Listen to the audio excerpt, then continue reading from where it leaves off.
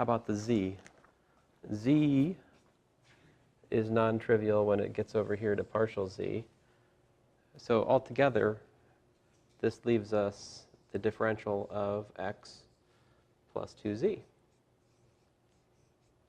That y term is annihilated by everything there. Yeah?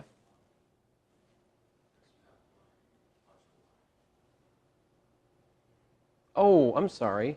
Thank you.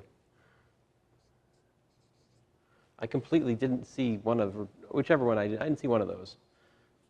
Sorry. Yes. Thank you. Thank you. And how about over here? Only this with that survives. I mean, we feed this vector field into the first thing in the wedge, right? And so this is equal to x dy, right? So in total, we get 2x dy, it looks like, plus y dx plus 2 dz.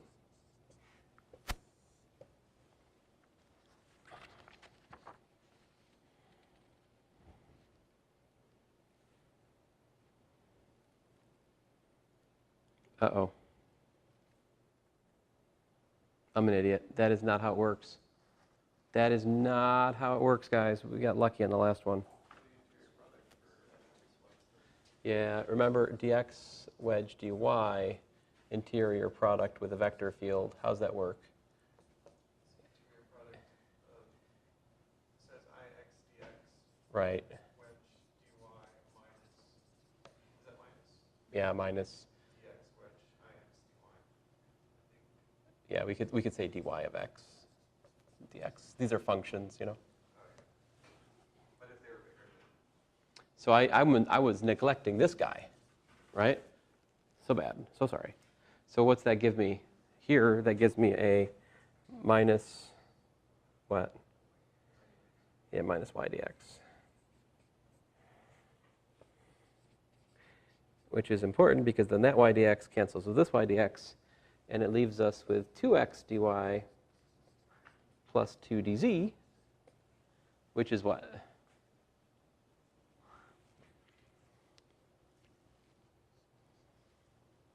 If you look at it, factor the 2 out, you're back to twice your initial.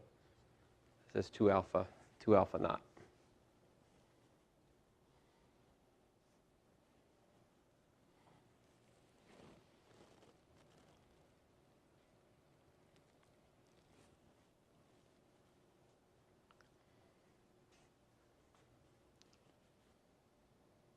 And I'll let you guys work it out, but if we go along x3 and do the similar calculation there of alpha naught, we actually get 0 through a similar calculation.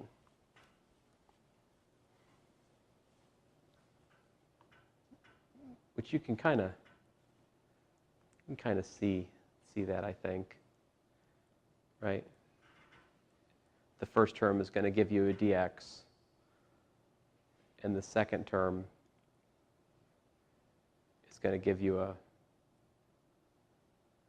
well, it must be the first term gives you a minus dx.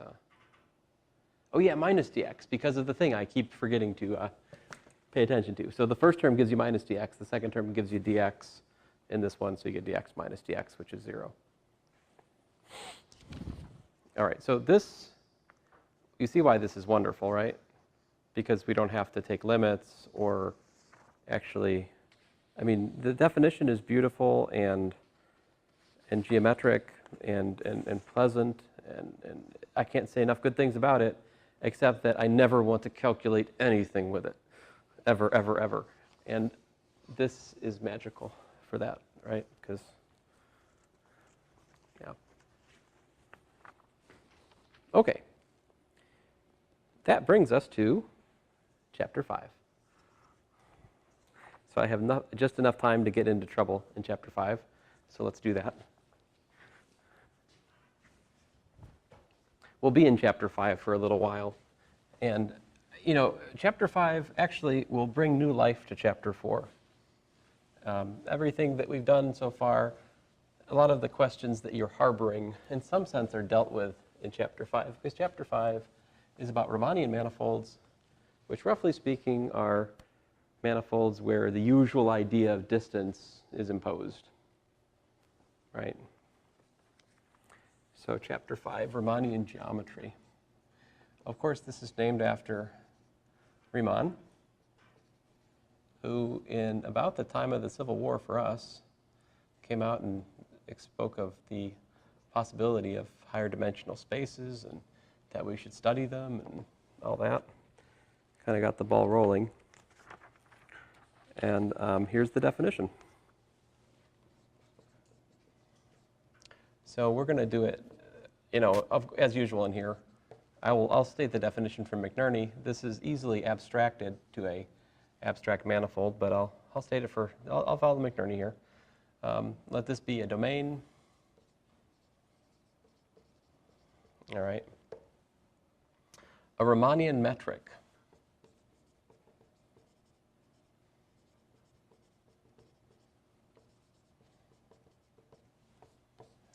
On U is a smooth 0, 2, 0, 2 tensor field, typically denoted by G, satisfying number 1, G is symmetric,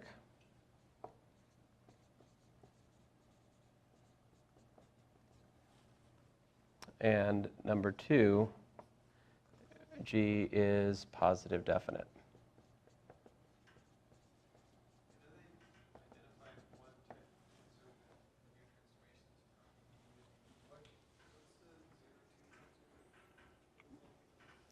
So what this means, so let me kind of elaborate here.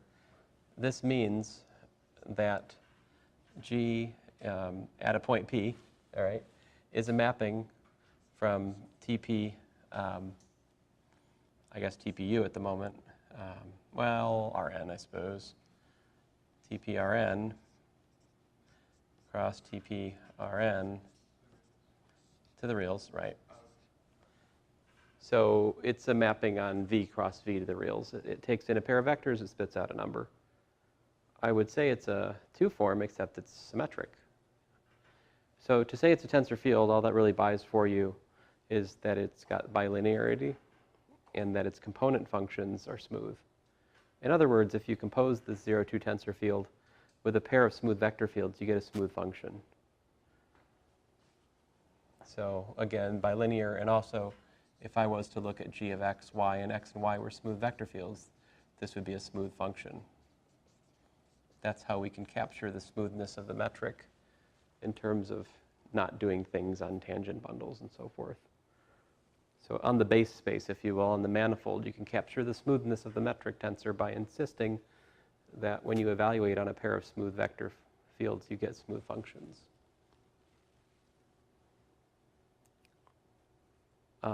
So symmetric is what it sounds like. I mean, that's just GP, right, of VW equals to GP WV, right? And positive definite means that GP of V comma V is greater than or equal to 0, and GP of VV equals to 0 if and only if V equals to 0. Okay.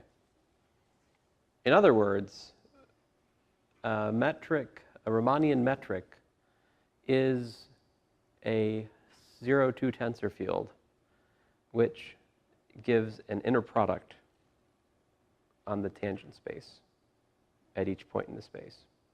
That's it. If you have a domain paired with a Romanian metric, it's called a Romanian space, all right? So U paired with G is a Romanian space.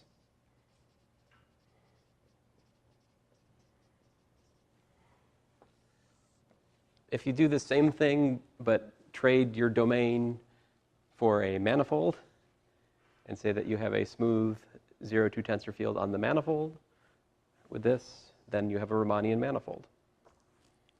Okay. Now, before he gives any examples, he takes a minute just to define length of a curve, because defining length of a curve is really makes the examples spring to life. Okay, so like I could just rattle off four metrics for you. Metrics for you. And I often call G the metric tensor. Okay. Or just metric for short. But these examples will be so much more meaningful if we can also talk about the length of curves. And so that's the next definition. One of the things we get to talk about in Romani geometry is the length of a curve. So we'll take U comma G, a Romanian space. All right. And if you let C be a mapping from, say, A to B to U, in other words, it's a path, smooth, right, regular, parametrized curve,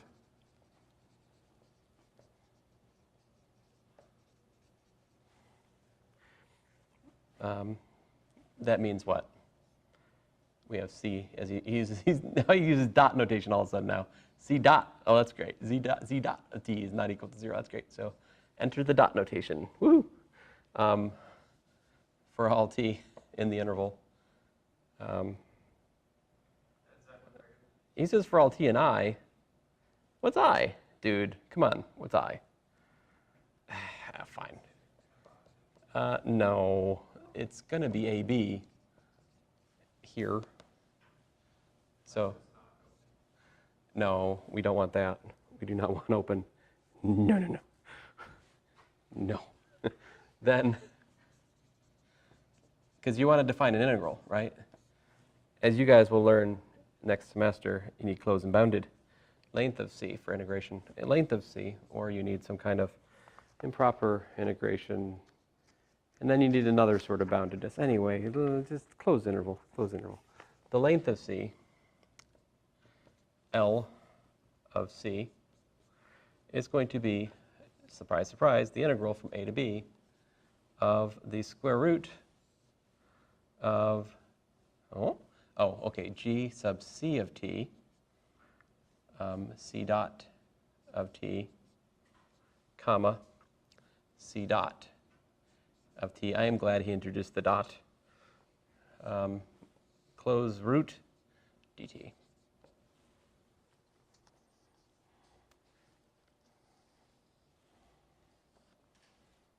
Now, this sub C of T is new to us because we've only dealt with inner products which are the same everywhere.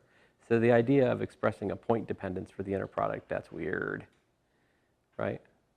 But the metric could have a point dependence. You could have a different notion of distance local to different places on the space. Now, you can prove that that definition is independent of choice of coordinates and parameterization for the curve. In other words, if you reparameterize the curve, you get the same length. I will give you exactly as many details about that as did McNerney. All right, so example 5.1.4, example 5.1.5, example 5.1.6, example 5.1.7. Let's get them out of here. So 5.1.4, he talks about G naught equal to dx tensor dx plus dy tensor dy. So these are all going to be various Romanian geometries for the plane. The first one, so all of these, I think, I may have gone too far, but this is going to make Romanian metric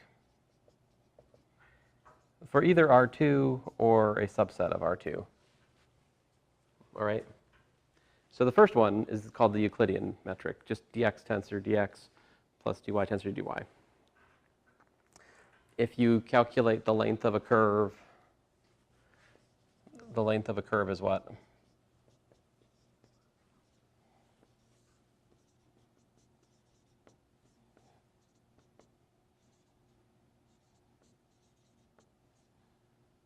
Oh, this is hideous. I can't even, oh, hideous here.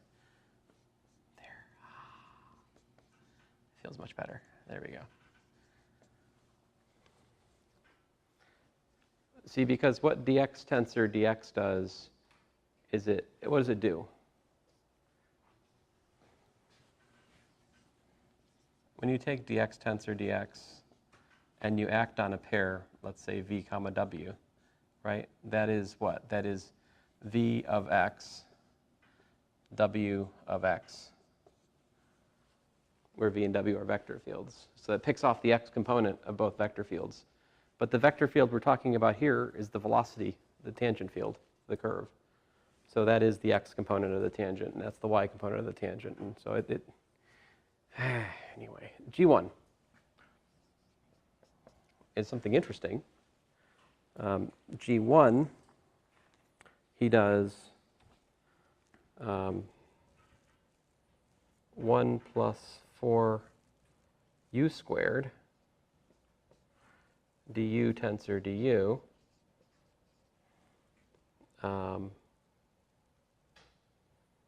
plus 1 plus 4v squared dv tensor dv. All right.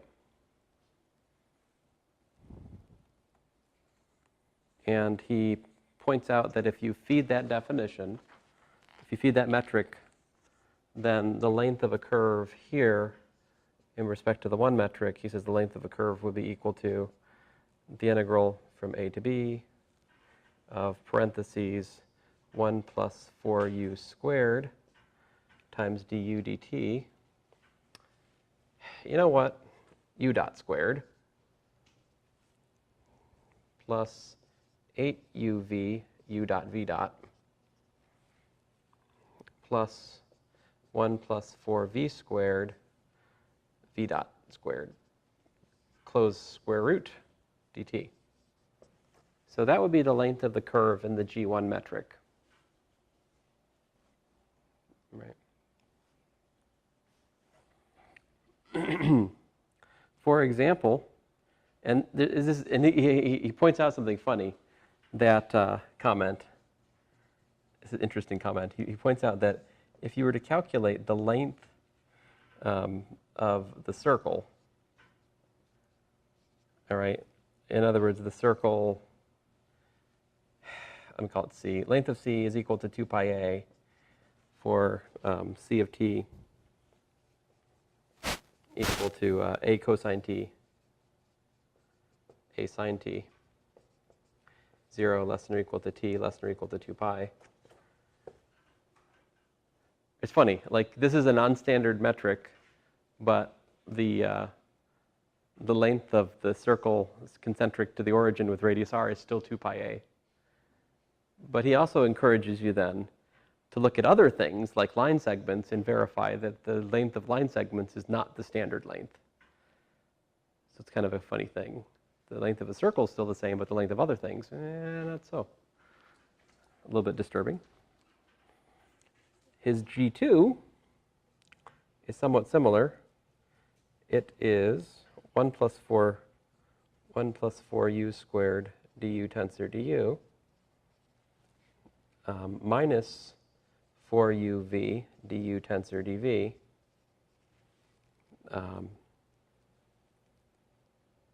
what? Oh, sorry. Minus 4uv. I think I might have been missing.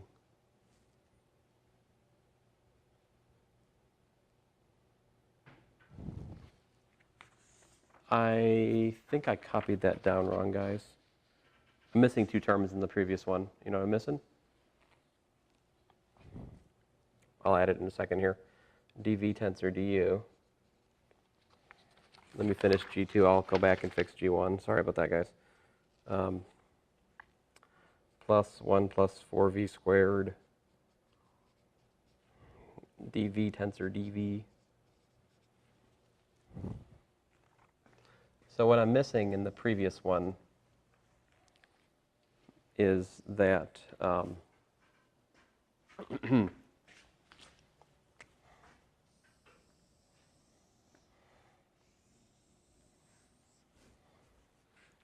there's supposed to be a there's cross terms.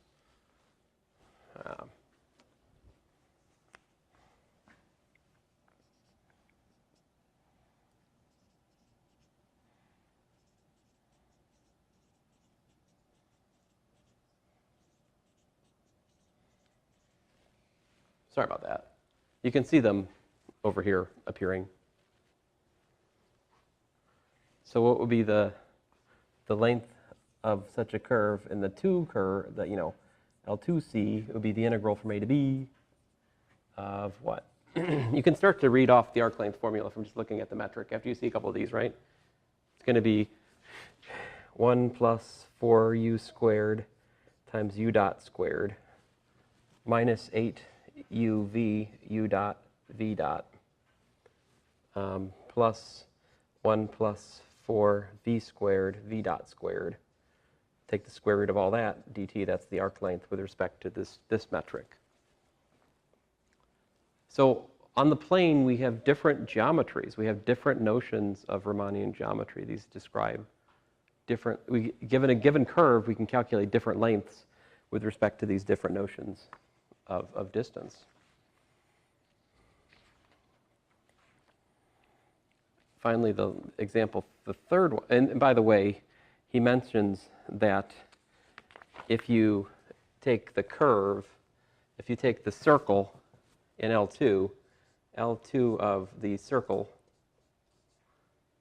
is actually equal to 7.64 up to an approximation, right? It actually ends up being an elliptic integral, which cannot be done in closed form. You have to use numerical methods for it. So there, the length of the circle is not 2 pi. Finally, example 3, G3. These are all great examples. G3 is 1 over y. Now these first 3 were good for, there was no limits.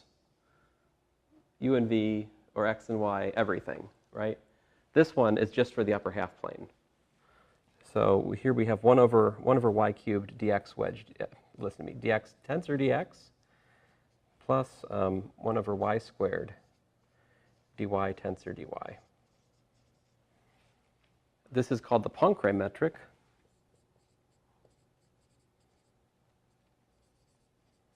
For the upper half plane. All right. And this one's actually, he makes some specific comments here. Let's see here if I can do that calculation.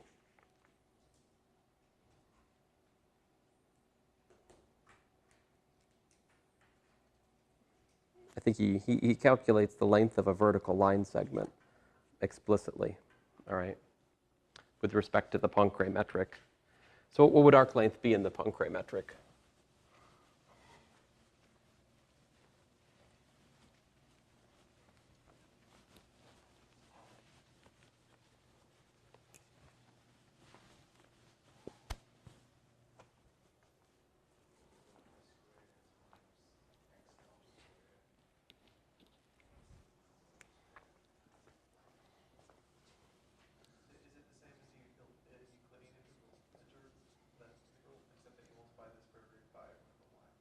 Yeah, I think so. It's this square root of 1 over, let's see, 1 over y squared, right? X dot squared plus y dot squared, I think. Yeah, so that actually, we can work that out, right? Because we're assuming y is positive, that actually is, you said it's actually, I mean, it's actually ds over, y. See, if you go back to Euclidean ds, you know. The usual thing, right? But let me behave and be less vague. A to b, so we got square root of x dot squared plus y dot squared dt over y. And so if we wanted to parameterize a circle, for example, not circle, I mean a vertical line segment, c of t would be, say, x naught comma y naught plus t, right? And say for a less than or equal to t less than or equal to b, you can work that out. What do we get? What's x dot squared plus y dot squared here? It's 1.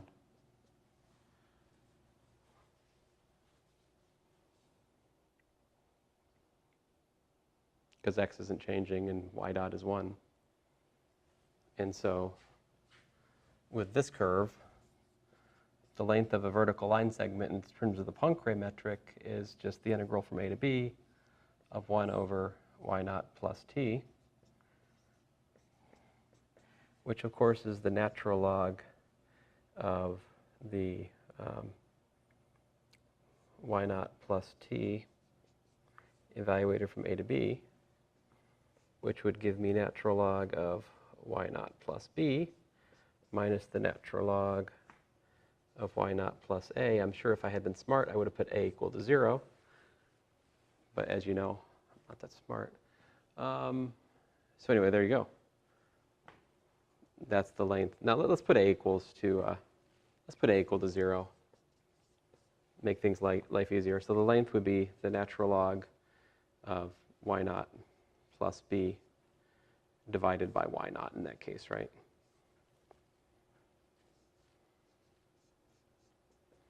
So that would be the natural log of 1 plus b over y naught. Didn't you say it has to be a closed interval?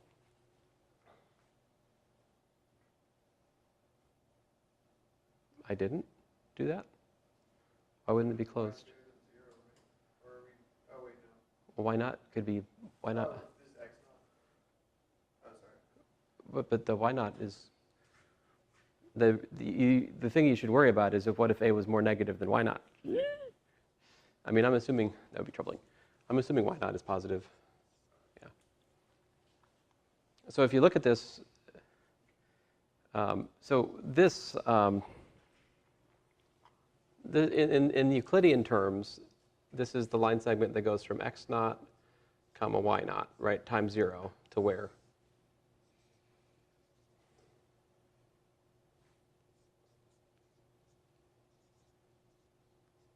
I mean, that's the line segment we're looking at, right?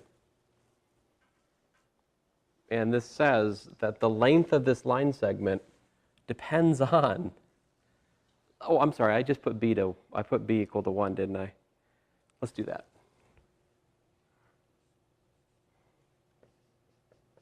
There. Okay, b equals 1. Now less ambiguity. So line segment length 1, starting point y naught, fix x. This is the length. So as what happens as y approaches 0?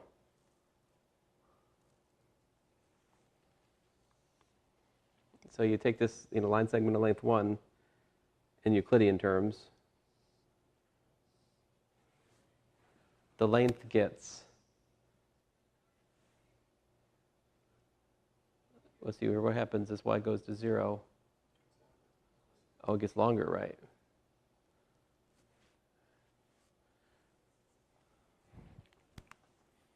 So he has a picture of this various curves of length 1 here. He actually compares them. Actually, what these are is these are line segments of length 1 with respect to the Poincare metric. I'm pointing out that line segments of length 1 with respect to the Euclidean notion of distance have different distances as we measure them by the Poincare metric.